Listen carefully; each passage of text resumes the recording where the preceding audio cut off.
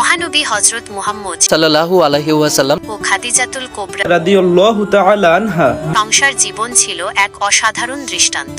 25 বছর ধরে তাদের দাম্পত্য জীবন ছিল প্রেম, বিশ্বাস ও শ্রদ্ধার এক অনুপম উদাহরণ। তাদের জীবনের কিছু উল্লেখযোগ্য ঘটনা নিচে তুলে ধরা হলো। মহানবীর সাল্লাল্লাহু আলাইহি ওয়াসাল্লাম সাথে খাদিজার রাদিয়াল্লাহু তাআলা আনহা বিবাহ। খাদিজা রাদিয়াল্লাহু তাআলা আনহা ছিলেন মক্কার একজন সম্ভ্রান্ত ও ধনী মহিলা।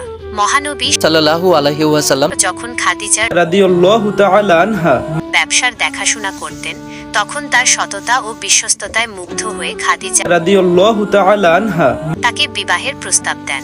25 বছর বয়সে মহানবী সাল্লাল্লাহু আলাইহি ওয়াসাল্লাম ও 40 বছর বয়সে খাদিজার রাদিয়াল্লাহু তাআলা আনহা বিবাহ বন্ধনে আবদ্ধ হন। মহানবী সাল্লাল্লাহু আলাইহি ওয়াসাল্লাম ও খাদিজা রাদিয়াল্লাহু তাআলা আনহা সংসারে কাশেম, আব্দুল্লাহ, জয়নব, রুকাইয়া, উম্মে কুলসুম ও ফাতিমা নামে 6টি সন্তান ছিল।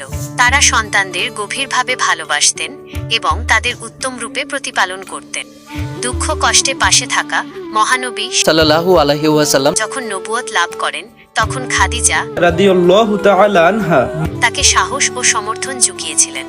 ইসলামের প্রাথমিক যুগে যখন মহানবী সাল্লাল্লাহু আলাইহি ওয়াসাল্লাম মুসলিমরা কঠিন পরিস্থিতির মুখোমুখি হয়েছিলেন, তখন খাদিজা রাদিয়াল্লাহু তাআলা আনহা তার সম্পদ দিয়ে তাদের সাহায্য করেছিলেন। নবুয়তের 10ম বছরে খাদিজা রাদিয়াল্লাহু তাআলা আনহা মৃত্যুবরণ করেন। খাদিজা রাদিয়াল্লাহু তাআলা আনহা মৃত্যুতে মহানবী সাল্লাল্লাহু আলাইহি ওয়াসাল্লাম গভীরভাবে শোকাহত হন।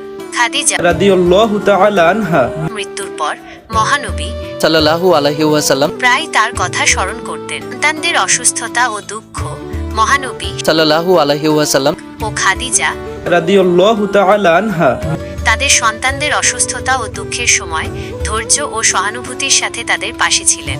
তাদের সন্তানদের মধ্যে কাসেম ও আব্দুল্লাহ অল্প বয়সেই মারা যান। সন্তানদের মৃত্যুতে তারা গভীর বেদনা অনুভব করেন।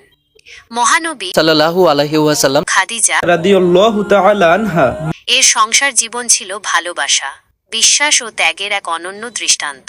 তাদের জীবন থেকে আমরা ধৈর্য, সহানুভূতি ও একে অপরের প্রতি শ্রদ্ধাশীল হওয়ার শিক্ষা পাই।